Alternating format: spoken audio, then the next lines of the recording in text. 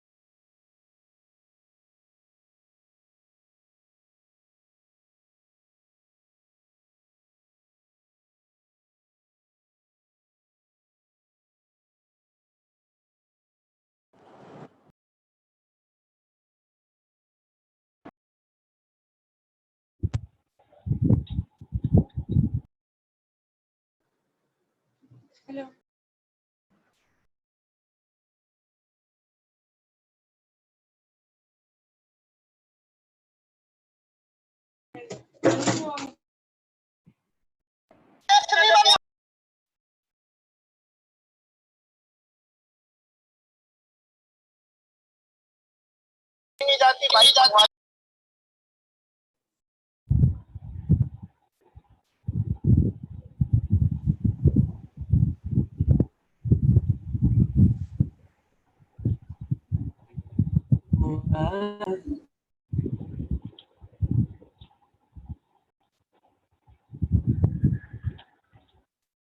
Goal.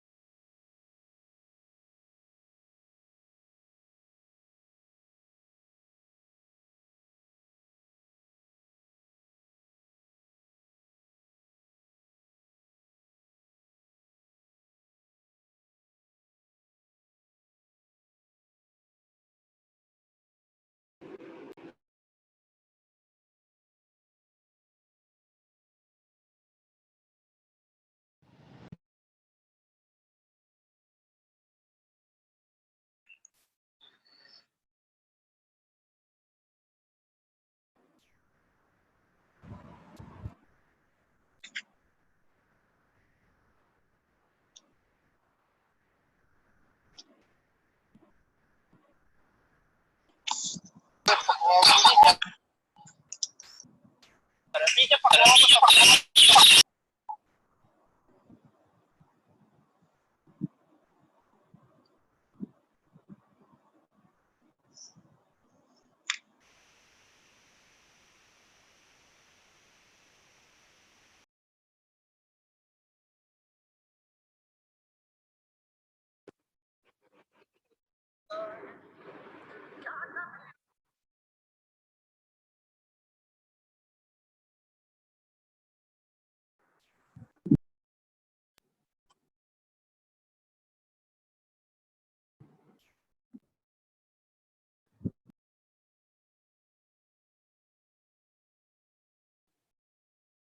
Hello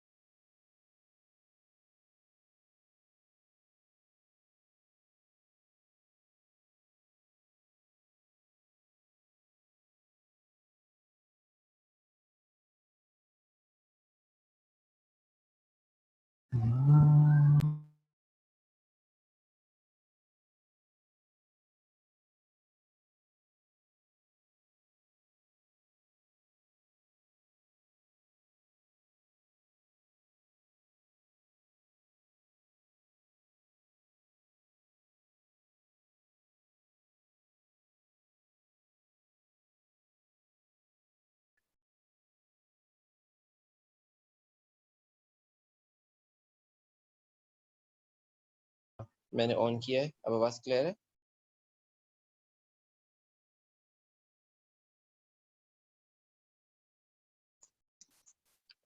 अब मेरी आवाज नहीं आ रही? मैंने अभी बोला भी कुछ नहीं। देखें अब चेक करें। आ रही हो ठीक है, ठीक है, ठीक है, ठीक है, बस सही है, बस सही है, बस सही है। ठीक है, ये आपने अनम्यूट देमसेल्स के ऑप्शन को ना किया करें, वो खुद अपने आप को अनम्यूट नहीं करना चाहिए उन्हें। ठीक है, सही है। तो शैल आई स्टार्ट नाउ? चलें, शुक्रिया, थैंक यू, हाफिज।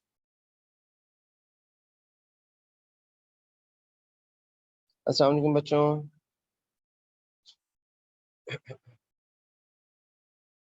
बेटा लास्ट क्लास में हम लोग पढ़ रहे थे gravitation field we started, chapter को स्टार्ट किया था और मैं बताता हूँ क्या क्या शुरू किया था।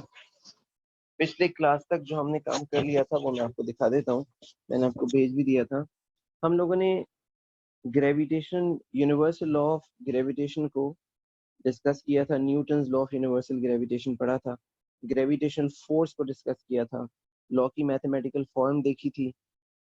We discussed universal gravitational constant जिसकी वैल्यू फिक्स्ड है for all kinds of interaction, मतलब for all interactions, for all gravitational interactions, वो भले छोटे masses में हो या बड़े masses में हो, this value is constant, numerically fixed value है। इसके बाद मैंने r के लिए आपको बताया था कि distance between centers of masses है, ठीक है, और ये कहा था कि two masses when interacting with each other will exert exactly same force on each other irrespective of the difference of their masses। और वजह बताई थी कि थर्ड लॉ ऑफ मोशन है कि जो फोर्स वो एक दूसरे पे एक्सर्ट करते हैं वो किसी एक मास पे नहीं बल्कि उनके प्रोडक्ट के ऊपर डिपेंड करती है। इसके बाद हमने डिस्कस किया था कि कहाँ हम एविडेंसेस देखते हैं ग्रेविटेशनल फोर्सेस के अपने अराउंड। तो एक डिस्कस किया था चीज़ के मून या कोई भी सैटेलाइट जो प्लैनेट्स को रिवॉल्व करती है, वो ग्रेविटेशन फोर्स वहाँ से एक एविडेंस मिलता है।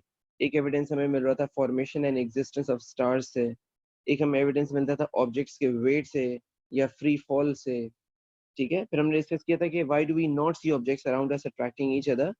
तो प्रॉब्ली आपको याद होगा हमने कहा था कि जो फोर्स वो एक दूसरे पे एक्सर्ट करते हैं इट्स टू स्मॉल, छोटी फोर्स है और frictional forces can easily cancel them out, can balance them out, इस वजह से हमें वो फोर्सेस नहीं दिखती हैं। और मना किया था एक बात को कि कभी भी इन फोर्सेस को, यानी gravitational force between two neighbouring objects या between two objects place close to each other को उनके वेट के साथ कंपेयर ना करें। कर जरूर लें लेकिन कंपेयर क्या कि ये ना कह दें कि जी कंपेयर करके कि the weight is much larger so we can not see the effect, क्योंकि दो परपेंडिकुलर है। आई होप ये बात याद होगी। फ्रिक्शन के बारे में थोड़ी सी बात हुई थी और एक स्पेस क्राफ्ट और एस्ट्रोनॉट की वॉक के बारे में बात हुई थी, स्पेस वॉक के बारे में, जिसमें मैंने कहा था कि ट्रेजेक्ट्री जो होती है, उनके पाथ्स जो फॉलो होते हैं वो कन्वर्जिंग होते हैं क्योंकि वो एक दूसरे को बहुत ही स्मॉल ग्रेविटेशनल पुल एक्सर्ट कर रहे होते हैं। तो ये वाली बातें हुई थी हमारी। बेटा आज हम लोग ग्रेविटेशनल फोर्स, अच्छा बेटा एक चीज ये मेरे ख्याल से सबने सही से समझ ली होगी। अच्छा ये एक चीज जो मैंने डिस्कस किया था लास्ट क्लास में वो ये था कि ग्रेविटेशनल फोर्स जब डिपेंड करती है एल्टीट्यूड के ऊपर, तो why do we not see any effect of any change in the weight of objects when they travel vertically, जब वो एल्टीट्यूड गेन करते हैं तो हम क्यों नहीं इस चेंज को ऑब्जर्व करते। मैंने कल बात आपको बताई थी, ठीक है ना। ये सामने इसकी वर्किंग हुई हुई है कि एल्टीट्यूड्स अगर हमारे पास बहुत एल्टीट्यूड अगर हमारे पास बहुत ज़्यादा ना हो, अच्छा क्या समझा दूं भाई। अच्छा चलो अभी तो बताए। अच्छा बहरहाल मैंने कहा कि अगर altitude radius of the planet के अगेंस्ट बहुत नेग्लिजिबल हो तो फिर कोई बड़ा चेंज नहीं आता। न्यूमेरिकली चीज आपके सामने लिखी हुई है, कोई शक ही नहीं है इसमें कि F1 और F2 दो फोर्सेस हैं। एक है weight of an object placed at surface और F2 है weight of the object at an altitude. दोनों में कोई चेंज नहीं होगा न्यूमेरिकली अगर वो दोनों, अगर एल्टीट्यूड इनकम्पेरेबल है to the radius of the earth या रेडियस ऑफ द प्लैनेट, ठीक है। ये सारी बात मैंने की थी। किसी बच्चे ने कहा कि मैं ये दोबारा एक्सप्लेन कर दूं, यार थोड़ा सा स्पीड से जल्दी से समझ लेना। आज तक नहीं हुआ ये रीजन के ऊपर क्वेश्चन, लेकिन हो सकता है कि आपके किसी पेपर में आने वाले टाइम में आए, हो सकता है आपके पेपर में आए रीजन कि if gravitation force is a universal effect between all masses, so why do we not see masses around us attracting each other, या ऐसा कि why we don't see any objects colliding with each other due to gravitational attraction acting between them, if gravitational force is a universal phenomena। तो आप कैसे answer करेंगे इसको कि जब हमारे आसपास के जो ऑब्जेक्ट्स हैं वो ग्रेविटेशनली हमें नहीं दिखते, एक दूसरे से अट्रैक्ट होते हुए, तो क्यों नहीं दिखते, क्या कॉज है इसका। तो हमें इसको आंसर कैसे करना होगा, हमें इसको आंसर करना होगा कि वो जरूर एक दूसरे को एक्सर्ट करते हैं फोर्स। जैसे जो पिक्चर तुम लोगों के सामने बनी हुई है, इसमें F1 एंड F2 वो फोर्सेज हैं ग्रेविटी की जो ए बी पे और बी ए पे लगा रहा है, म्यूचुअल ग्रेविटेशनल अट्रैक्शन। और जाहिर है F1 F2 बराबर ही होंगी, दोनों इंटरेक्शंस हैं, तो ये दोनों एक दूसरे के ऊपर फोर्स लगा रहे हैं। लेकिन इससे बहुत बड़ी फोर्स से बहुत बड़ी फ्रिक्शन है जो कि इनकी मोशन को अपोज कर रही है। जो F1 और F2 हैं, अगर वो फोर्सेस सिग्निफिकेंटली एक्ट करें तो क्या ये दोनों मासेस एक दूसरे की तरफ ट्रेवल करेंगे, यानी A टुवर्ड्स राइट और B टुवर्ड्स लेफ्ट ट्रेवल करना चाहिए ना। तो अगर नहीं ट्रेवल कर रहे हैं तो there must be some enough friction which is not allowing this motion। वो फ्रिक्शन किसकी वजह से है? ऑब्जेक्ट के वेट की वजह से। मैंने मना ये किया था कि आप इस बात को यूं नहीं रिस्पॉन्ड कर देना कि F1 is much smaller than W1 therefore F1 cannot be observed। ये बात इसलिए रॉन्ग हो जाएगी, ये फैक्ट तो है कि W1 is much larger in magnitude than F1 या W2 is much larger than F2 ये फैक्ट है, लेकिन ये इस बात का रीजन नहीं है कि वो एक दूसरे की तरफ मूव नहीं कर रहे हैं। कंप्लीट बात ये है, मतलब दो परपेंडिकुलर फोर्सेस को एक दूसरे के आप वो नहीं कर सकते ना कंपेयर। तो यहाँ क्या कहना चाहिए कि बहुत लार्ज W1 की वजह से एक बहुत बड़ी फ्रिक्शन है जो F1 को आसानी से कैंसिल आउट कर रही है। अगर ये फ्रिक्शन सरफेस की नहीं होती तो ये फ्लूइड फ्रिक्शन होती, एयर फ्रिक्शन होती, ठीक है। और अगर ये दोनों ऑब्जेक्ट्स स्पेस में होते जहाँ कोई फ्रिक्शनल फोर्सेस नहीं है और कोई और ग्रेविटेशनल फोर्स नहीं है किसी प्लेनेट की, बस इन्हीं दोनों की आपस की ग्रेविटेशनल फोर्स है, तो डेफिनेटली एक दूसरे की तरफ मूव करते, लेकिन स्लो मूव करते क्योंकि कम फोर्स, ठीक है। So instead of saying that W1 is much larger than F1 and W2 is much larger than F2, therefore F1 and F2 do not seem to work. Instead of saying this, हम कहेंगे due to very large weight of these objects, very large gravitational force of Earth on these objects, a large friction is acting on the surface, which frictions are enough to cancel out F1 and F2 forces. ये मैंने यहाँ लिख भी दिया है, अब बता भी दिया। ये फॉर्मूला जो है ये फ्रिक्शन फोर्स का बेसिक फॉर्मूला है, जिसमें आर जो होता है वो वेट ऑफ ऑब्जेक्ट होता है फ्लैट सर्फेसिस के लिए। बस बेटा काफ़ी है, सारा टाइम इसमें नहीं लगवाना। हम यहाँ से आगे बढ़ रहे हैं भाई, हमारे पास नया टॉपिक है, इसका नाम है ग्रेविटेशनल फील्ड। तो आप जल्दी से हेडिंग ले लें, चैप्टर का नाम भी यही है वैसे, और इस वक्त सब टॉपिक का नाम भी है ये ग्रेविटेशनल फील्ड्स। क्विकली अपने पास ये सब हेडिंग लो, ग्रेविटेशनल फील्ड्स। अच्छा होगा ज़रा स्पेस छोड़ के, if starting on a new page तो और भी अच्छा होगा। तो दो सब टॉपिक्स अलग हो जाएंगे। पहला सब टॉपिक था हमारा Newton's law of universal gravitation, और ये है ग्रेविटेशनल फील्ड्स।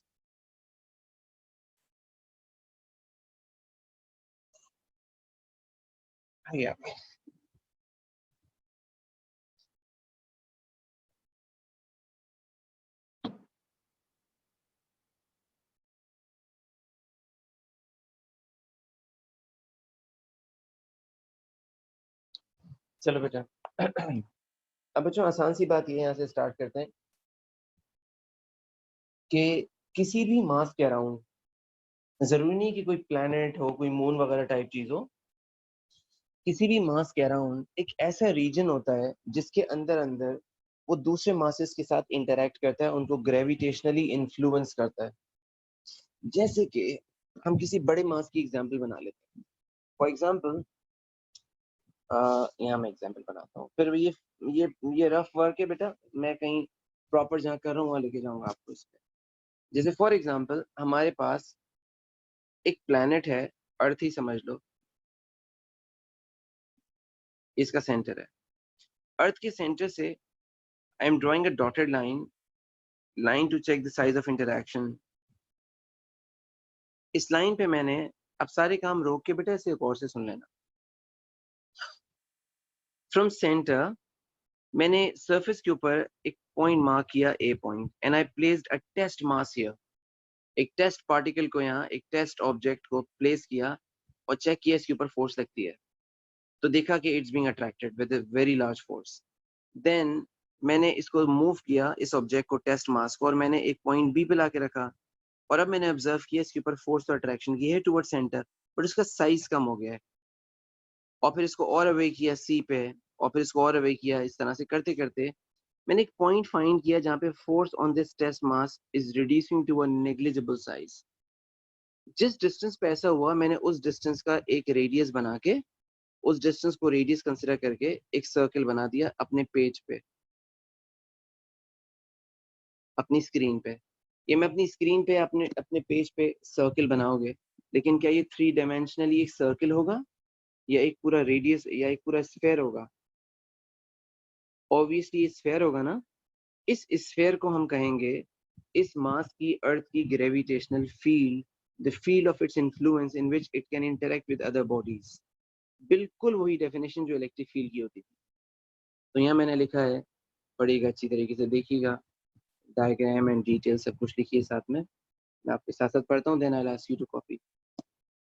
यहाँ लिखा हुआ है कि gravitational field is defined as a region around around a mass in which it exerts force, gravitational force on other bodies. The region of gravitational influence भी इसको कह सकते हैं। यहाँ इस पिक्चर में planet दिखाया है। Planet is just an example. It may be a moon or any mass, a star or anything. कोई छोटा मास भी कंसिडर कर सकते थे। और इसमें एक जगह बनाई जहाँ डॉटेड लाइन बनाई है और बाउंड्री ऑफ द फील्ड लिखना था। मैंने फील्ड्स रिम लिख दिया, एक ही बात है वैसे, फील्ड्स रिम या फील्ड्स बाउंड्री, ठीक है। अच्छा, और ये दिखाया है कि अगर कोई टेस्ट मास को हम आउटसाइड द बाउंड्री प्लेस करें तो this test mass will experience no force. तो इस टेस्ट मास पे जिसको मैं शेड कर रहा हूँ इस वक्त, इस टेस्ट मास के ऊपर कोई भी फोर्स एक्ट नहीं कर रही होगी प्लैनेट की तरफ से, यानी वो प्लैनेट की ग्रेविटेशन से लिबरेट हो गया है। तो अगर कोई ऑब्जेक्ट अर्थ की ग्रेविटेशनल फील्ड में सरफेस ऑफ अर्थ से, जैसे कोई स्पेस क्राफ्ट हो और वो किसी अपने लॉन्चिंग पैड से लिफ्ट करना शुरू करे, सरफेस से लिफ्ट करना शुरू करे और ट्रेवल करते जाए अंटिल वो एक लाइन क्रॉस कर जाए जहां से उसके ऊपर फोर्स की वैल्यू 0 हो जाए और वो लिबरेट हो जाए, तो उस पॉइंट को हम कहते हैं boundary of the gravitational field. और उसके अंदर का जो रीजन है वो है gravitational field of that planet, ठीक है। इस बाउंड्री के लिए थोड़ी सी मैथमेटिक्स देख लो। वो ये है, वो मैथमेटिक्स ये बच्चों कि फोर्स का फॉर्मूला है G m1 m2 upon r square. थोड़ा बेटा अटेंशन से, हाँ, फिर मैं टाइम देता हूँ कॉपी करने। फोर्स F 0 सिर्फ एक केस में हो सकती है, इनफैक्ट 2 केसेस में। वो 2 केसेस क्या है कि या तो न्यूमरेटर की वैल्यू 0 हो जाए या डिनोमिनेटर की वैल्यू इनफाइनाइट हो जाए। आप सब इतना मैथ जानते हो, आई होप जानते हो, कि अगर कोई ऑब्जेक्ट, अगर कोई वेरिएबल a है और a है x डिवाइडेड बाय y, तो a 0 होगा सिर्फ 2 कंडीशंस में। a 0 होगा सिर्फ 2 कंडीशंस में, या तो न्यूमरेटर x की वैल्यू 0 हो जाए तो a 0 हो जाएगा, या फिर डिनोमिनेटर, अदरवाइज डिनोमिनेटर y जो है वो इनफाइनाइट हो जाए, क्योंकि anything when divided by infinity reduces to 0। Issue ये है कि न्यूमरेटर 0 हो नहीं सकता क्योंकि g यूनिवर्सल कांस्टेंट है, नॉन जीरो कांस्टेंट है। m1 m2 मासेस हैं, वो कैसे 0 होंगे? तो न्यूमरेटर तो 0 हो ही नहीं सकता, सवाल नहीं पैदा होता। अब डिनोमिनेटर है डिस्टेंस। अगर डिस्टेंस बहुत ज्यादा हो जाए, बहुत ही ज्यादा हो जाए, एक्सट्रीमली लार्ज डिस्टेंस हो जाए, तो क्या हम उस डिस्टेंस को इन्फिनिटी कंसिडर कर सकते हैं? तो अगर डिनोमिनेटर हो जाए infinity, separation increases to infinity, तो जो वैल्यू है फोर्स की इट रिड्यूसेस टू 0, ठीक है। तो ये जो इन्फिनिटी है ये एक रिलेटिव वर्ड है। इन्फिनिटी का मतलब हमारे लिए है बहुत बड़ा डिस्टेंस, ठीक है। तो मैं इसको आपके सामने सामने थोड़ा सा चेंज करूंगा, ये बेटर हो जाएगा। Separation increases to infinity, force reduces to, देखना बेटा, टू a negligible size,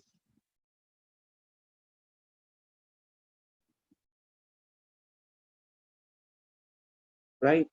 अब गौर से देखिएगा, ए लेवल फिजिक्स में, ए लेवल फिजिक्स में हम इस इन्फिनिटी, इस नेग्लिजिबल साइज को ए लेवल फिजिक्स में कह देते हैं 0। जाहिर है वो एब्सोल्यूट 0 तो नहीं होता, but we consider it to be 0 for infinite distances, for very very large distances. अब तुम लोग देख रहे हो कि डिनोमिनेटर में मैंने डिस्टेंस पे स्क्वायर नहीं लगाया, इन्फिनिटी पे स्क्वायर नहीं लगाया, क्योंकि इन्फिनिटी का स्क्वायर भी जाहिर है इन्फिनिटी है, तो इसकी जरूरत नहीं है। तो बच्चों क्या क्या कॉपी करेंगे बच्चे यहाँ पे, जल्दी से देखें इस वक्त जो सब है स्क्रीन पे। हरी आप, टाइम जाया नहीं करना बेटा, मैं इसकी पिक्चर भी भेज दूंगा, बट टाइम ज़ाया नहीं करना, सब कुछ जल्दी फिनिश करो।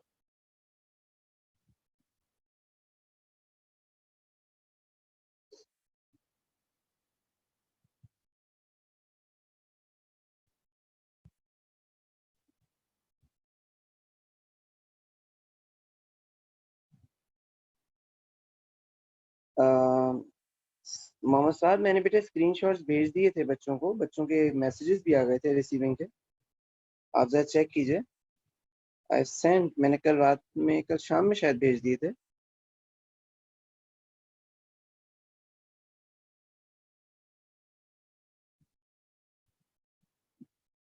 स्पेस वॉक, ओके ओके, ठीक है ठीक है, वो मैंने बाद में शायद शेयर किया होगा, मैं भेज देता, अभी भेज देता।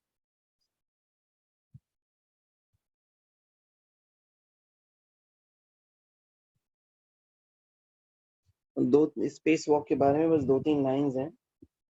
हाँ बेटा देख लिया मैंने, वो स्पेस वॉक के बारे में 2-3 लाइंस हैं, जैसे आज की वर्क के साथ भेज दूँ।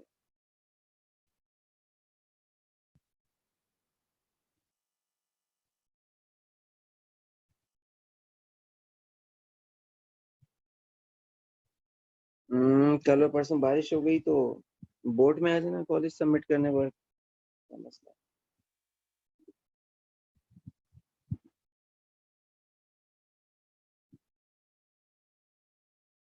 ऑलराइट बेटा, आगे बढ़ेंगे, टाइम बहुत लग गया, जल्दी जल्दी से देखो, आगे बढ़ो। अच्छा, अब अगर किसी के बच्चे के पास कोई चीज़ इनकम्प्लीट हुई है कॉपी, तो मैं इसकी स्क्रीनशॉट जब भेजूंगा तो कॉपी कर लेना, ठीक है। बेसिक बातें थी सारी, जल्दी जल्दी से आगे बढ़ते हैं।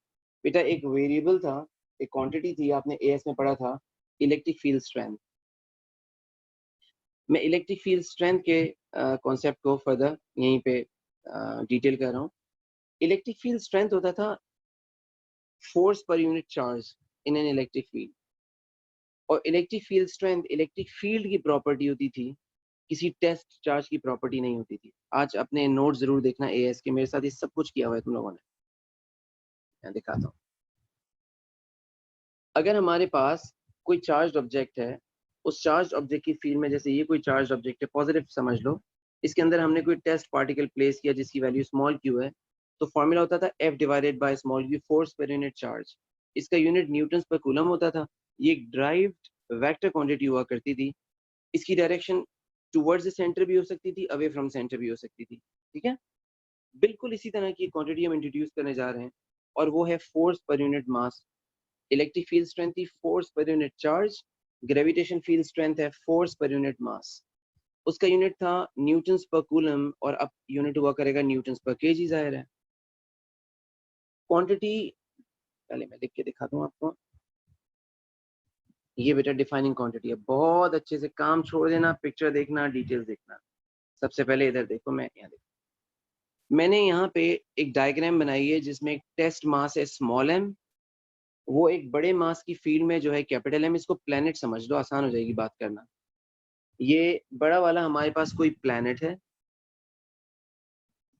इस प्लेनेट की फील्ड में, ग्रेविटेशनल फील्ड में, I have placed a small mass m as a test mass which is experiencing an attractive force towards the center. The test mass is placed at distance small r from center, जबकि planet का अपना radius capital R है। अच्छी तरह से देखो सारी picture.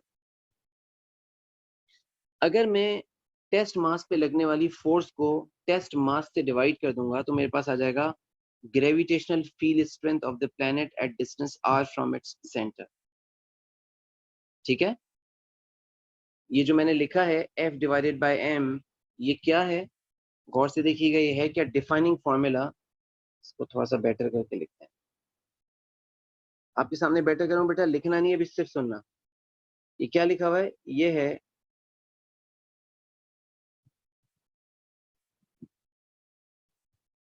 Defining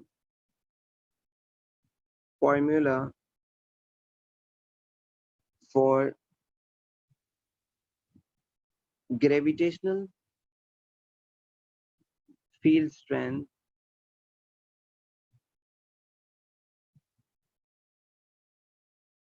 of the planet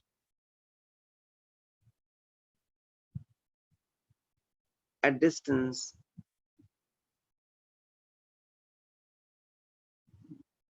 at distance r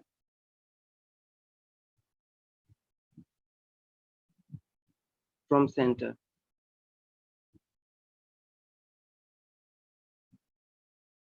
तो बेटा ये क्या लिखा हुआ है, ये है ग्रेविटेशनल फील्ड स्ट्रेंथ का फॉर्मूला डिस्टेंस r पे। बस ये ग्रेविटेशनल फील्ड स्ट्रेंथ है किसकी, कैपिटल एम की स्मॉल एम की?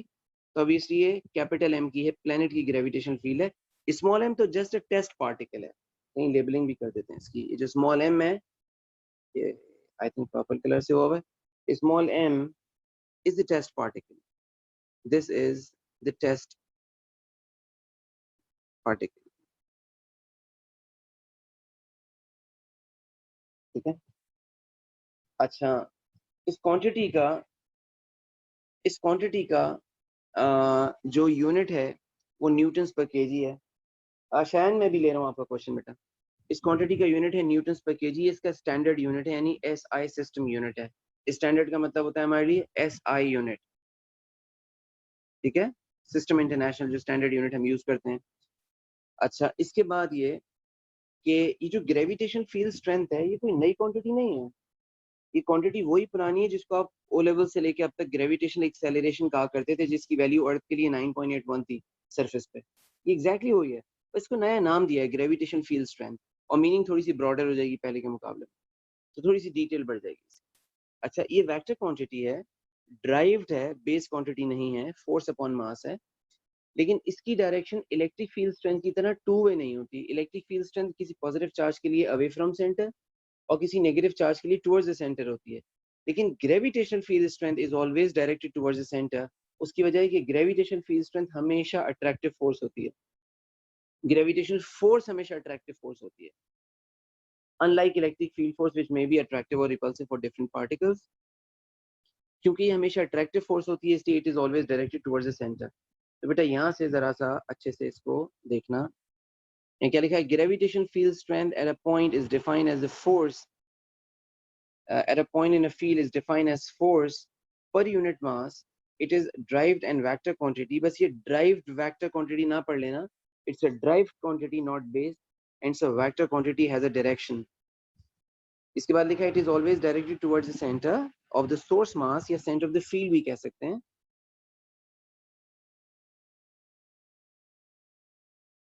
It is always directed towards the center of mass, center of the source mass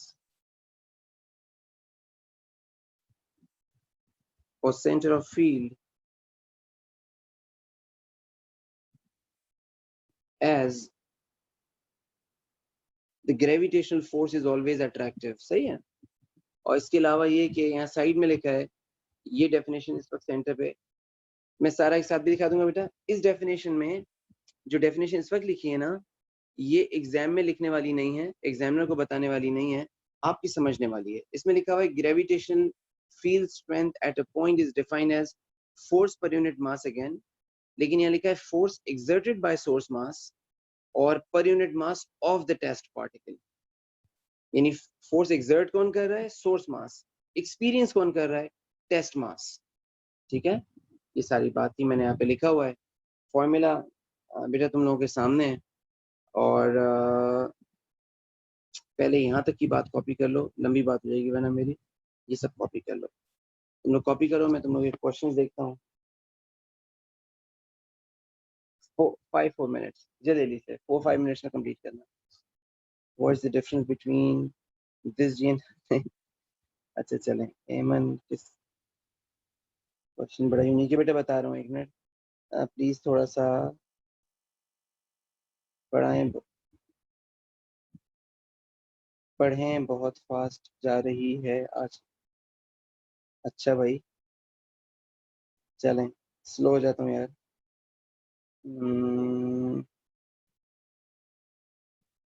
slow पढ़ा दूंगा बेटा, आई ट्राई। अच्छा प्लीज सर रिपीट कर दें कॉपी करने का बात का, I got disconnected.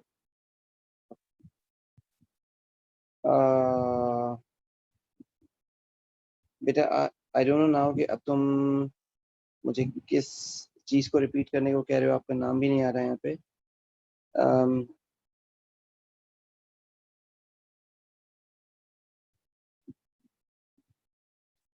This is basically representative of Newton's second law.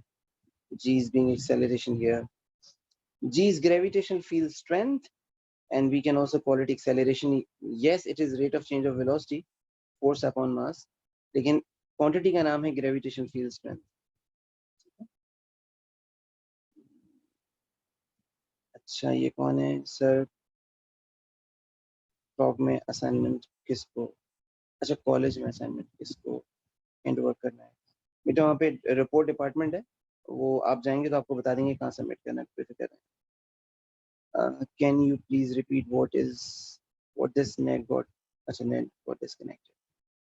अच्छा, ओके, अच्छा ये मैं देखता हूँ बेटा। ओए अच्छा, ये सही है, चलिए।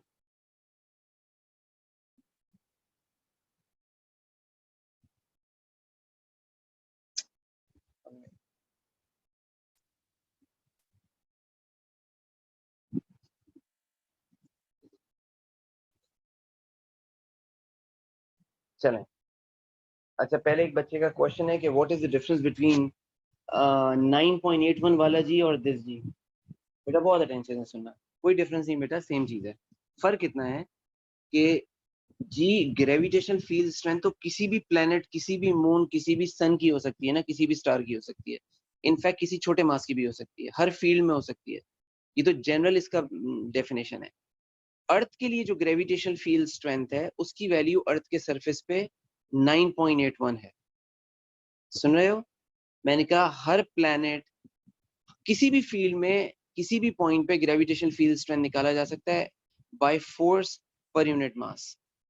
अर्थ के फील्ड में जिसमें हम रहते हैं, जिस प्लैनेट पे, अर्थ की फील्ड में सरफेस के ऊपर और सरफेस के क्लोज रीजन्स में थोड़े थोड़े एल्टीट्यूड के साथ भी कोई बड़ा फर्क नहीं आता।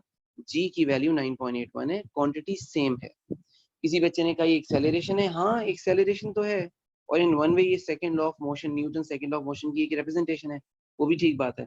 बस एक क्वांटिटी को नए तरीके से डिफाइन करना था, क्योंकि आगे डेरिवेशन इंतजार कर रही है आपका। अच्छा, अभी एक बच्चे ने कहा मैं तेज जा रहा हूँ, तो भाई मैं स्लो जाता हूँ यार, एक दफा और देख लो। किसी बच्चे ने कहा डिस्कनेक्ट हुआ, तो ये क्या चीज है?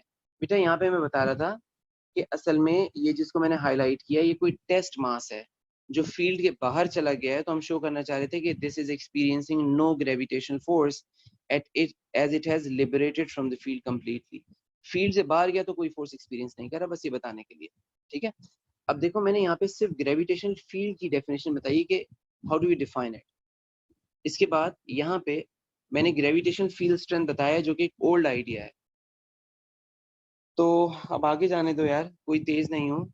आई ट्राई के अब थोड़ा सा आपके पेस के साथ साथ आप मेरे पेस के साथ साथ मैच कर जाएं, लेकिन बेटा ये इससे ज्यादा स्लो होने में ना थोड़े से हम खतरे में आ जाएंगे। ठीक है, अच्छा कॉपी करने में ना लगना, कुछ बता रहा हूँ देखना गौर से। मैं फेयर काम पे जाता हूँ, लेकिन उससे पहले कुछ दिखा दूँ आपको। बेटे अगर हमारे पास एक इक्वेशन लिखी हुई हो, एक इक्वेशन लिखी हुई हो, अच्छा एक minute please. How does G relate to Newton's second law? चलो भाई इन्हें बताओ। बेटा न्यूटन सेकंड लॉ था F equals to M A. इन बातों में टाइम ना जाया कराओ ना यार। ए हो जाता है F डिवाइडेड बाय एम, तो यहाँ पे G क्या है? फोर्स पर यूनिट मास। तो सेकंड लॉ की एक तरह से ये रिपीटेशन तो है। अच्छा अब जो बता रहा था वो सुन लो, ये बात खत्म। अच्छा मैं आपसे कह रहा था कि अगर मैं एक क्वांटिटी के लिए लिखता हूँ कि A is equal to K divided by B, तो हम लिख सकते हैं ना कि A is inversely proportional to B। तो हमने अभी लिखा है कि G is equal to F divided by M, force divide by mass. कैसे लिखा जा सकता है कि G is inversely proportional to M? बच्चों को कुछ इलेक्ट्रिक फील्ड वाली बातें याद आएंगी। एग्जैक्टली ये बात मैंने वहां पे बताई थी इसी तरीके से, बस रिविजन की जरूरत है यहाँ पे। G inversely proportional to M क्या हम लिख सकते हैं? तो प्रैक्टिकली हम नहीं लिख सकते, इट इज रॉन्ग। यहाँ पे लिखा हुआ ये इनकरेक्ट अप्रोच है। बेटा बोर्ड के सेंटर, स्क्रीन के सेंटर पे देखना है इस वक्त। स्क्रीन के सेंटर पे लिखा हुआ है g is equal to f by m, but g cannot be stated in inverse proportion with m. उसको इस अप्रोच को मैंने इनकरेक्ट कहा है और इसको दो रीजंस दिए हैं. नंबर वन रीजन ये दिया है कि field strengths are independent of test particle mass. किसी टेस्ट पार्टिकल के मास पे फील्ड स्ट्रेंथ कैसे डिपेंड कर सकती है? जैसे अर्थ के सरफेस के ऊपर 9.81 है. अब अर्थ आपके मास को अट्रैक्ट कर रहा हो या एक कार के मास को अट्रैक्ट कर रहा हो या एक छोटे से स्फेयर को अट्रैक्ट कर रहा हो, वैल्यू तो वही 9.81 है. It is not affected by mass, test mass I mean. ये अर्थ के मास पे डिपेंड जरूर करता है लेकिन टेस्ट मास पे तो डिपेंड नहीं करता. डिनोमिनेटर में जो मास है वो टेस्ट पार्टिकल का मास है. इस वजह से ये जी की वैल्यू को इन्फ्लुएंस नहीं करता, तो जी इज इंडिपेंडेंट ऑफ इट. इस वजह से किसी फील्ड की स्ट्रेंथ किसी टेस्ट मास के ऊपर डिपेंड नहीं करती. आप छोटा बड़ा कुछ भी रख दें, टेस्ट मास वो सेम रहेगी. दूसरी बात, यहाँ पे इनकरेक्ट इसलिए भी यही अप्रोच कि क्या अगर टेस्ट मास को चेंज करेंगे तो फोर्स कांस्टेंट रहेगी या बदल जाएगी? फोर्स को तो बदलना चाहिए क्योंकि फोर्स का फॉर्मूला क्या है ये देखें, जिसको मैं अब हाईलाइट कर रहा हूँ. फोर्स का फॉर्मूला है ये. अगर दोनों में से एक मास को आप चेंज कर दोगे तो फोर्स की वैल्यू बदल जाएगी ना. तो मुख्तलिफ टेस्ट मासेस के लिए, डिफरेंट टेस्ट पार्टिकल्स के लिए फोर्स की वैल्यू सेम नहीं है, तो it can not be treated as constant. इस वजह से G inversely proportional to test mass लिखना एब्सोल्युटली रॉन्ग है. ठीक है, जो कुछ स्क्रीन पे दिख रहा है सब कॉपी कर लो जल्दी से.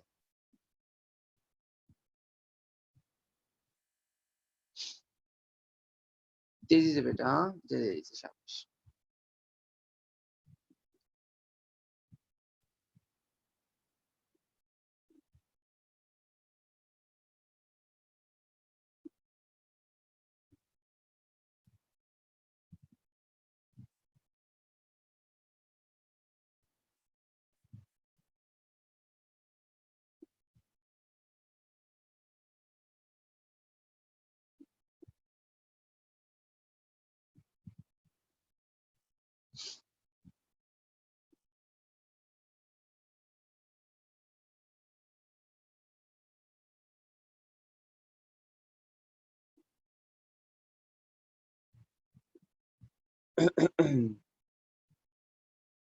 कॉपी.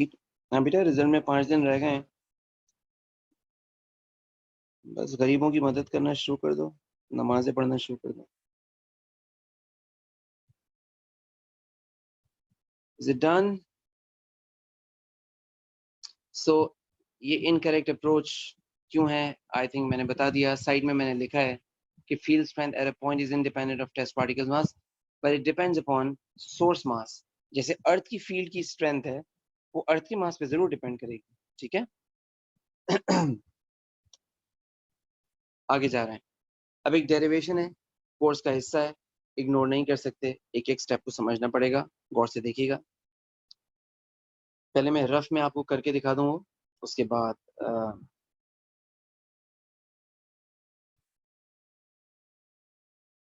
देखिएगा अच्छे से. हमारे पास ग्रेविटेशन फील्ड स्ट्रेंथ का फॉर्मूला है F/m. अच्छे से गौर से बेटा एक चीज को देखना. एक प्लेनेट है, अर्थ ही समझ लीजिए.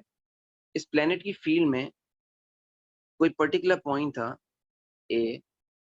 इस पॉइंट का डिस्टेंस सेंटर से था R. हम इस A पॉइंट पे फील्ड की स्ट्रेंथ निकालने में इंटरेस्टेड थे, राइट. यह अर्थ, इसका मास है कैपिटल M. हम A पॉइंट पे फील्ड स्ट्रेंथ निकालना चाह रहे हैं. ठीक है.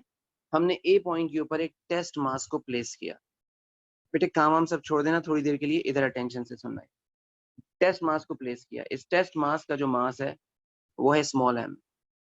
और किस डिस्टेंस पे प्लेस किया है? इसको r डिस्टेंस के ऊपर प्लेस किया है. पर्पस क्या था? पर्पस था A पॉइंट पे फील्ड की स्ट्रेंथ निकालना. Where is this point A? वो यहाँ लोकेटेड है. ठीक है. अब मैंने क्या लिखा कि फील्ड स्ट्रेंथ एट A जो होगा वो जाएगा F डिवाइडेड बाय M. ये जो F है, इस F में वैल्यू डालते हैं. According to Newton's law, universal law, हमारे पास ये वैल्यू है G m1 m2 divided by distance square या r square and divided by m. इसको रिप्लेस किया, जरा अच्छी तरह देख लो, मैंने फोर्स की वैल्यू को रिप्लेस किया है न्यूटन्स के फॉर्मूला से। आर की अगर डी लिख दिया है बस, कोई फर्क तो नहीं पड़ता इससे, एक ही बात है, डिस्टेंस बिटवीन टू बॉडीज।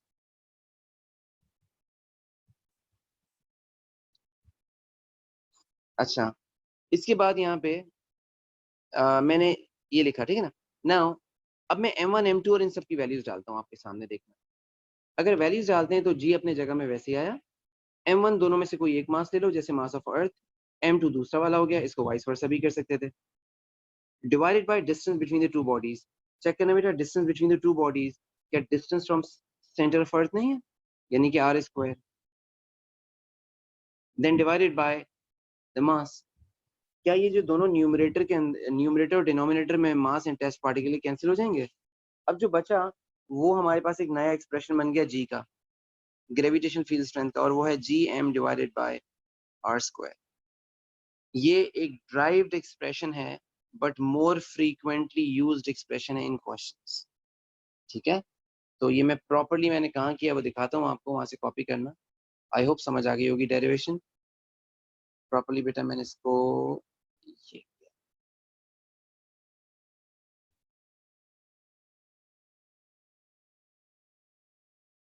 ठीक है।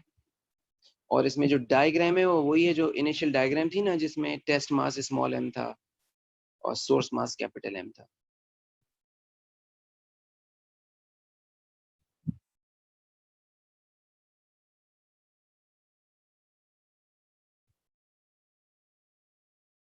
जल्दी जल्दी से कॉपी कर लीजिए, मैं वेट कर रहा हूँ आपका।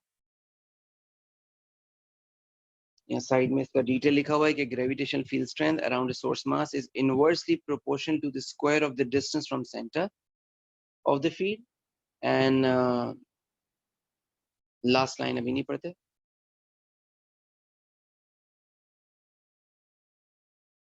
जल्दी जल्दी से कॉपी कर।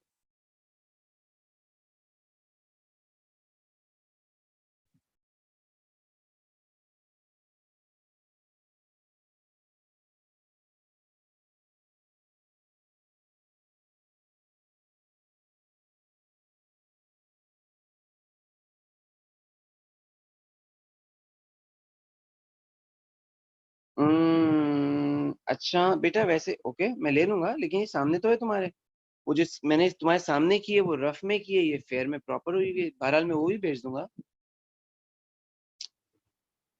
अभी दिखा देता हूँ, ये हो जाए तो अभी दिखा। जल्दी जल्दी से बस आगे बढ़ जाओ।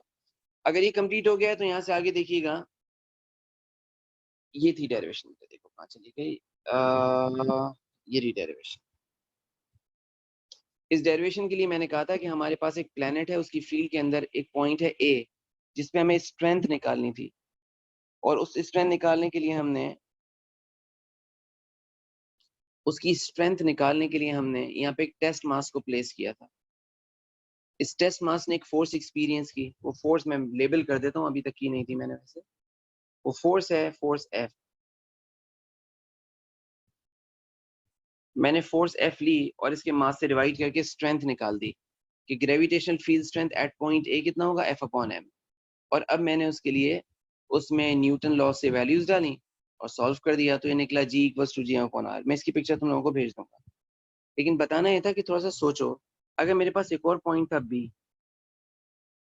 If we have another point B and then a point C, और इसी तरह से मुख्तलिफ पॉइंट्स हैं इस फील्ड में, तो इन तमाम पॉइंट्स के लिए कैन आई से कि हमारे पास कैपिटल जी की वैल्यू कांस्टेंट है, वो तो यूनिवर्सली कांस्टेंट है। प्लेनेट का मास कांस्टेंट है। तो चेंज क्या हो रहा है इन तमाम पॉइंट्स में? चेंज हो रहा है सिर्फ डिस्टेंस फ्रॉम सेंटर। तो क्या ये कहा जा सकता है कि किसी ग्रेविटेशनल फील्ड में, क्योंकि न्यूमरेटर की वैल्यू कांस्टेंट है, इसलिए g is inversely proportional to are square, यानी डिस्टेंस के स्क्वायर से g की वैल्यू इनवर्सली प्रोपोर्शनल है।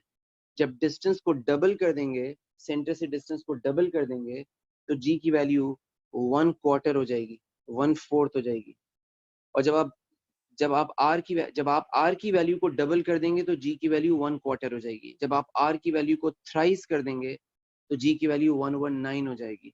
इनवर्स प्रोपोर्शन, क्योंकि न्यूमरेटर में लिखी हुई दो वैल्यूज g और m are both constants for a field, सिर्फ r चेंज होता है for different points of observation. If that's all done, तो हम अपने प्रॉपर काम पे आते हैं, वहां देखते हैं क्या किस तरह से हमने इसको लिखा है। हमने लिखा है कि G is inversely proportional to R square, और अगर कोई भी फील्ड स्ट्रेंथ इलेक्ट्रिक हो, मैग्नेटिक हो, न्यूक्लियर हो या ग्रेविटेशनल फील्ड हो, उसमें अगर स्ट्रेंथ की value inversely proportional to square of the distance from centre होती है, तो उसे हम कहते हैं इनवर्स स्क्वायर लॉ। तो gravitational field is one of those fields जो इनवर्स स्क्वायर लॉ को ओबे करती हैं। ठीक है, gravitational fields inverse square law को ओबे करती हैं, इस वजह से हमारे पास ये ग्रेविटेशन फील्ड का डिटेल था। सो आई होप मैंने ये बात कन्वे कर दिया। यहाँ साइड में जो लास्ट लाइन को पढ़ने से मना किया था, वो लास्ट लाइन क्या है, देख लीजिएगा मेरे साथ। वो लास्ट लाइन ये है कि gravitation fields obey inverse square law. वैसे इलेक्ट्रिक फील्ड भी ओबे करती है। ठीक है यहाँ तक क्लियर है बेटा? अच्छा, जो लिखा है inversely proportional to square of R, उसको किसी और ग्रुप में बच्चे परेशान हो रहे थे, तो मैंने थोड़ी सी मैथमेटिक्स डाली थी। वो क्या किया, मैंने एक फील्ड लेके एक प्लेनेट की फील्ड ली, और उस प्लेनेट की फील्ड में मैंने 3 पॉइंट्स बनाए ए बी सी, और इनको इक्वी डिस्टेंट रखा। ऐसे रखा कि जो बी का डिस्टेंस है सेंटर से, वो ए के डिस्टेंस फ्रॉम सेंटर का डबल है।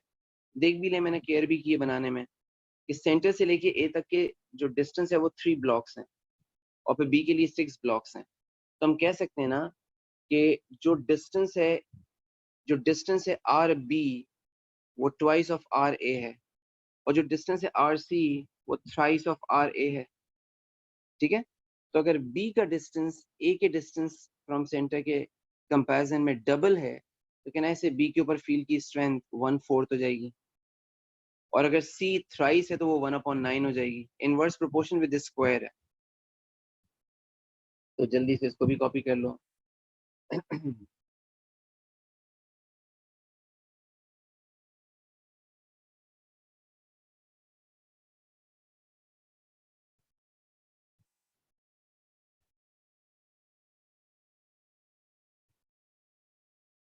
Please show the previous slide one more time. कौन सी बेटा स्लाइड की बात कर रहे हो वैसे?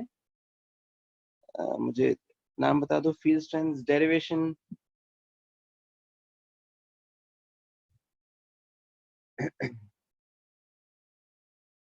ओके ओके, सही है सर, थैंक यू।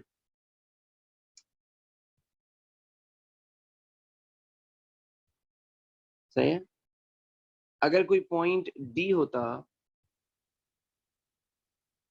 और डी के लिए हम कहते हैं कि जो डी का डिस्टेंस सेंटर से है, distance of D from centre, वो 4 times the distance of A from centre है। तो मैंने डी दिखाया नहीं है, सिर्फ ऐसे ही आपको समझाने के लिए कि आपने कितना समझा। तो gravitational field strength eight D point कितना होना चाहिए था? आई होप आप सबको समझ आ रहा होगा कि it has to be 1/16 times the field strength at point A. ठीक है, चलो ये बात कंप्लीटली कन्वे हो गई है। तो बेटा, अगर ग्रेविटेशनल फील्ड स्ट्रेंथ एल्टीट्यूड के साथ, सॉरी, अगर डिस्टेंस के ऊपर डिपेंडेंट है, तो जैसे जैसे आप डिस्टेंस चेंज करते जाएंगे तो ग्रेविटेशन फील्ड की स्ट्रेंथ चेंज होती जाएगी।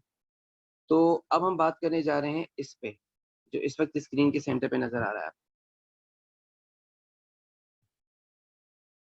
हम बात करने जा रहे हैं variation of field strength with altitude above surface and with depth below the surface. With altitude above the surface का मतलब ये है कि विल सी कि अगर एल्टीट्यूड बढ़ाते जाएं तो ग्रेविटेशन फील्ड स्ट्रेंथ किसी की भी, अर्थ की, मून की, किसी की भी, जैसे अर्थ की फील्ड में बात करें कि when altitude increases how g decreases, या कैसे जी चेंज होता है, वो तो देख लिया, इनवर्स प्रोपोर्शन है, वो सब है। लेकिन पैटर्न चेंज का किस तरह से बनाएं, क्या करें, वो दिखाना चाह रहा था। तो 2 वेज हैं देखने के। एक है variation with altitude above the surface, जिसके लिए small r greater than capital r होगा, यानी all points above the surface. Compare कर सकते हो बनी हुई पिक्चर्स। और दूसरा होगा with depth below the surface, for distances जिसमें वैल्यू रेडियस से भी कम है। इसको हमने देखना है। ठीक है, तो मैं for value with altitude above surface आपको दिखाने जा रहा हूँ, जरा देखिएगा। विद एल्टीट्यूड अबव सरफेस, जल्दी से, बेटा टाइम कम रह गया। अगर मैं कहूँ कि इसके सरफेस से लेके इंफिनिटी तक जितने पॉइंट्स हैं जिनको मैंने पर्पल से बनाया है, और सेंटर से लेके सरफेस तक जितने पॉइंट्स हैं उनको मैंने पिंक कलर से बनाया है, इन दोनों को अलग अलग कर दिया। यानी हमें देखना तो वेरिएशन को सेंटर से लेके इंफिनिटी तक है, सेंटर ऑफ द फील्ड से लेके इंफिनिटी तक के डिफरेंस को देखना है। बता दो बेटा कहाँ से कहाँ तक कह रहा हूँ। मैं कह रहा हूँ सेंटर से लेके इंफिनिटी तक देखना है कि वेरिएशन कैसे हो रही है, लेकिन मैं इसको दो पार्ट्स में डिवाइड कर रहा हूँ, सेंटर से लेके सरफेस तक और सरफेस से लेके इंफिनिटी तक। तो इनको हम दो तरीके से कह देते हैं कि with altitude above surface and with depth below the surface. तो हमारा पहला देखने एक वजह है उसकी, आपको समझ आ जाएगा। तो हम देख रहे हैं विद एल्टीट्यूड अबव सरफेस आज। तो अगर मैं विद एल्टीट्यूड अबव सरफेस कहूँ तो क्या कह सकता हूँ, for all the points above the surface of this planet the value of g and m r constant. यानी अगर मेरे पास एक पॉइंट है ए, एक पॉइंट बी सी, इसी तरह से और पॉइंट्स हैं, तो इन तमाम पॉइंट्स के लिए जी तो कांस्टेंट है, वो तो यूनिवर्सली कांस्टेंट है, लेकिन कहना से एम भी कांस्टेंट है, मास ऑफ द प्लैनेट भी कांस्टेंट है, राइट? अगर ये mass of the planet constant है तो क्या मैं कह सकता हूं कि हमारे पास g is inversely proportional to square of r, right? लेकिन ये g inversely proportional to r नहीं है, ये inversely proportional to square of r है, ठीक है? तो देखो मैंने ग्राफ बनाया है जो अभी आज की क्लास में इनकम्प्लीट रहेगा, क्योंकि इसका दूसरा पार्ट हम नहीं कर रहे हैं, बिलो द सरफेस नहीं कर रहे हैं। मैंने y एक्सिस पे g बनाया है, x एक्सिस के ऊपर r बनाया है। बहुत अटेंशन से देखो, मैं उन डिस्टेंसेस के लिए स्केचिंग कर रहा हूँ जो डिस्टेंस r से ज्यादा है, जो डिस्टेंस रेडियस से ज्यादा है। यानी जो मेरे स्केच बना हुआ है, मेरा स्केच बना हुआ है, उसमें डिस्टेंस ग्रेटर देन रेडियस है, पॉइंट्स अबव द सरफेस है। उन तमाम पॉइंट्स के लिए अगर मैं g और r को बनाता हूँ तो आपके पास ये डिक्रीजिंग ग्रेडियंट कर्व बनता है, राइट? लेकिन बेटा बहुत ध्यान से, मैं आहिस्ता आहिस्ता बोलूंगा, सुनना। ये डिक्रीजिंग ग्रेडियंट कर्व तो है, लेकिन ये इनवर्स प्रोपोर्शन का कर्व नहीं है, क्योंकि g inversely proportional to r नहीं है, inversely proportional to square of r है फॉर पॉइंट्स अबव सरफेस। और ये ग्राफ r स्क्वायर के नहीं बल्कि r के अगेंस्ट बना हुआ है, इस वजह से ये कर्व डिक्रीजिंग ग्रेडियंट है, इनवर्स प्रोपोर्शन का कर्व नहीं है। तो फिर इनवर्स प्रोपोर्शन का कर्व क्या होता है, गौर से देखो क्या होता है। अगर दो पॉइंट्स, आपको ये लास्ट ईयर भी शायद डिस्कस हुआ होगा, क्योंकि वहां भी फिजिक्स में जरूरत होती है इस कॉन्सेप्ट की। डायरेक्ट प्रोपोर्शन होती है straight line from origin, inverse proportion होती है डिक्रीजिंग ग्रेडियंट कर्व। अगर कोई लाइन स्ट्रेट ना हो तो आप आसानी से आइडेंटिफाई कर लोगे, लेकिन अगर कोई कर्व इनवर्स प्रोपोर्शन का ना हो तो पता नहीं चलता देखने में कि इनवर्स प्रोपोर्शन है नहीं। हाउ टू फाइंड आउट कि इनवर्स प्रोपोर्शन? अगर ए और बी दो क्वांटिटीज इनवर्सली प्रोपोर्शनल है और उनके दरमियान में कर्व बना है, तो आप क्या करें, कोई भी मल्टीपल पॉइंट्स लें। I have taken 3 points 1 2 and 3। In points के ऊपर मैंने x और y की वैल्यू ली, x एक्सिस और y एक्सिस से वैल्यू ली और उनका प्रोडक्ट किया। उनके प्रोडक्ट की वैल्यू सेम आनी चाहिए, यानी पॉइंट नंबर 1 से भी सेम आनी चाहिए, पॉइंट नंबर 2 से भी सेम आनी चाहिए, पॉइंट नंबर 3 से भी उनकी प्रोडक्ट सेम आनी चाहिए। वजह क्या है सेम आने की? ये रही वजह बेटा, कि अगर दो quantities are in inverse proportion, their product has to be same, always same, आप कहीं से भी निकालें। तो बस याद रखिएगा, ग्राफ की ये प्रॉपर्टी जो यहाँ दिख रही है आपको, ग्राफ की ये प्रॉपर्टी गौर से देख लेना बेटा, मिस्टेक ना हो जाए। ग्राफ की ये प्रॉपर्टी हमारे इस ग्राफ में नहीं होगी, क्योंकि ये जी और आर स्क्वायर का नहीं बना है, बल्कि जी और आर का बना है, और आपको जी और आर का ही दिया जाता है, इसलिए इस बात का ध्यान रखना। It's a decreasing gradient curve but not an inverse proportion curve. As g is inversely proportional to square of r, it's not inversely proportional to r. अगर हम इसको आर स्क्वायर के अगेंस्ट बनाएं, जो कि यूजुअली नहीं बनाया जाता क्वेश्चंस में, और वैसे अगर बनाए तो यस, फिर फॉर श्योर ऐसा होगा कि आपके पास एक प्रॉपर कर्व बनेगा इनवर्स प्रोपोर्शन का। और अगर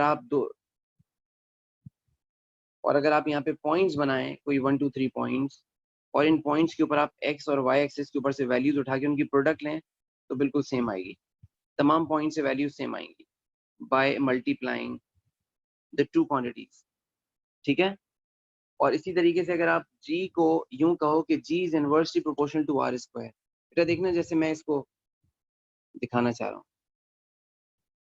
अगर मैं कहूँ g is inversely proportional to r square, this is one way of reading this expression. But मैं इसको ऐसे भी तो एक्सप्रेस कर सकता हूँ कि g is directly proportional to 1 upon r square.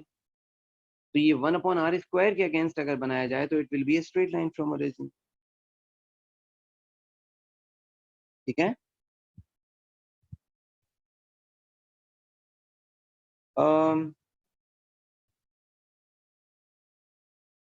Right, बता तो रहा हूँ बेटा, ग्राफ ही तो बता रहा हूँ। तो हमारे पास g की value inversely proportional to r square है और directly proportional to 1 upon r square. तो अगर मैं r स्क्वायर के अगेंस्ट बनाऊं तो परफेक्ट इनवर्स प्रोपोर्शन, और अगर मैं इसके अगेंस्ट बनाऊं g and 1 upon r square के अगेंस्ट, तो ये आपके पास एक परफेक्ट डायरेक्ट प्रोपोर्शन की स्ट्रेट लाइन होगी फ्रॉम ओरिजिन। अब इन सबको एक साथ देख लो। किसी बच्चे ने कहा ग्राफ समझ नहीं आया। यार ग्राफ में कुछ भी नहीं है समझने को बेटा, सिंपल मैथमेटिक्स है बच्चों, ओ लेवल मैथमेटिक्स है, इनफैक्ट उससे भी नीचे वाली मैथमेटिक्स है। वो क्या है कि जब दो क्वांटिटीज इनवर्सली प्रोपोर्शनल होती हैं, पहले मैं डिटेल करता हूँ।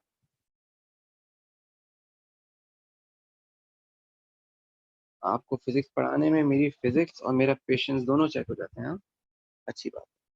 चलो इधर देखो गौर से, ए और बी दो वेरिएबल्स हैं और इनको हमने वाई एक्सिस एक्स एक्सिस के ऊपर रखा हुआ है और इनवर्सली प्रोपोर्शनल बताया गया है।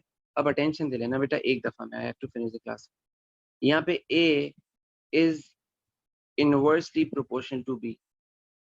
अगर ऐसा है तो हम लिख सकते हैं ना कि ए इक्वल्स टू सम कांस्टेंट के अपॉन बी, और अगर ऐसा है, बल्कि मैं कांस्टेंट वर्ड ही लिख दूं, झगड़ा ही खत्म हो, कांस्टेंट अपॉन बी। ठीक है? और अगर कांस्टेंट है तो हम कह सकते हैं बी को दूसरी तरफ शिफ्ट कर दो तो A into B is a constant.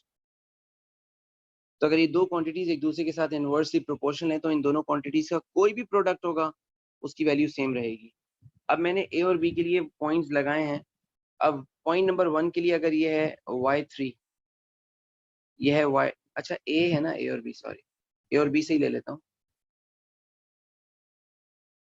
ए और बी से ही लेता हूँ। अब बस सुन लो, पूरी बात सुन लो। ये है A3, ये है A2 और ये है A1। सिमिलरली ये है B1 B2 and B3, B3 B2 और B1। अच्छा चले खैर, ठीक है। बस अब वो 1 2 पे कंफ्यूज ना होना बेटा प्लीज। हाँ, गौर से ये देखो कि अगर मैं इस क्वांटिटी को इससे मल्टीप्लाई करता हूँ तो मेरे पास एग्जैक्टली वही रिजल्ट आना चाहिए। इस क्वांटिटी को इससे मल्टीप्लाई करके लूंगा,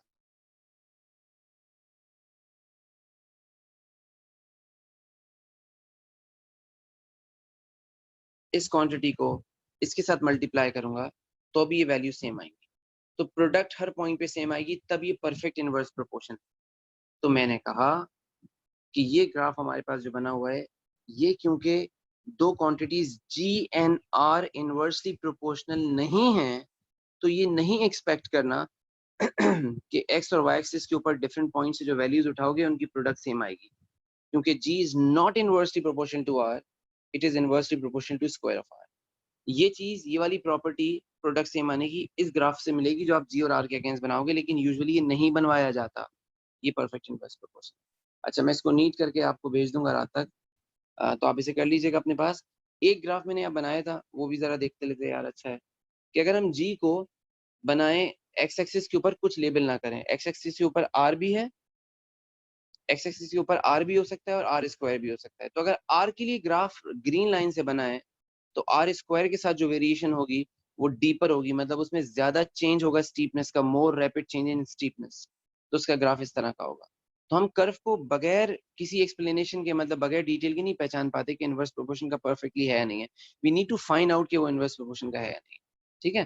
तो ये बिहेवियर यहाँ पे हो गया। तो मैं सब भेज दूंगा आपको, इसको थोड़ा सा नीट कर दूंगा इस चीज को, और आपको कुछ बना के भेज दूंगा इसके लिए रात तक। तो अपने नोट्स में इस सबको ऐड कर लेना बेटा। आज हमने ग्रेविटेशन फील्ड स्ट्रेंथ पढ़ा है, जिसकी कुछ चीजें भी रह गई हैं, वेरिएशन विद डेप्थ वगैरह रह गया है, तो वो फिर मैं देखता हूँ इंशाल्लाह नेक्स्ट क्लास में उसको कवर करते हैं। ठीक है? तो बेटा आज के लिए खुदा हाफिज।